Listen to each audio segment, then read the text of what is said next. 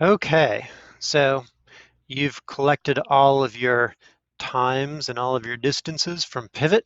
You've got a lovely data table filled out, unlike my lovely data table that is empty back here. Um, and you are going to create a data table in Desmos like we've done before. Remember, click the plus, choose table. You'll get a table. Um, I have completed a data table for one of these Pivot Labs. Yeah, you can see quite a bit of data in here, much more than we've worked with in the past. We're not trying to make a prediction this time. We are trying to see an overall pattern right now. So we've collected data from beginning to end, and there's a lot of it.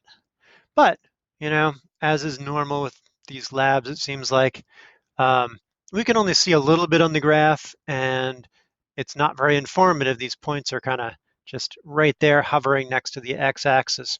So we need to rescale our graph. I'm going to remind you how to do that. Click on this button up here that says Graph Settings when I put my mouse over it, and it's going to open this up. Now first, while we're here, let's label our axes.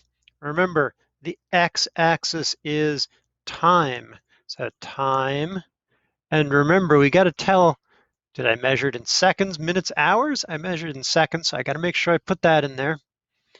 Now, our data starts, well, at 0.0833, darn close to zero. Almost always with my graphs, I want you to put 0 here on the left. And then it goes from 0 to 10 here. No, that's no good. My data only goes up to 1.66. Pull that back up again. Doesn't go to 10. So let's put a number bigger than 1.66. Let's put 2 there. We'll start there. See how that looks. We can always change it. The y-axis, again, no number, no distance less than 0. So I'm going to put 0 on the left. And then I got to scale this. Look at my y numbers. It goes up to 161. So open this back up. 6 is nowhere near big enough. Let's go something bigger than 161, but not a lot bigger. Could be 180. Hey, look at that. Looking good. So here now we can really see this data kind of spread out across the screen. Oh, I've labeled my x-axis. I did not label my y-axis, and of course my face over here is obscuring my x-axis label. Don't forget to label your y-axis too. Distance.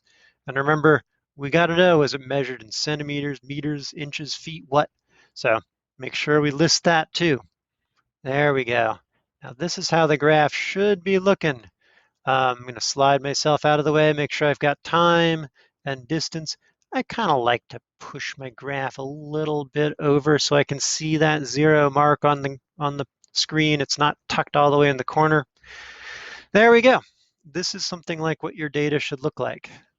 Nice curved line there. Next thing we're going to do, and I'll make another video, how to make a best fit line for this crazy thing we got here.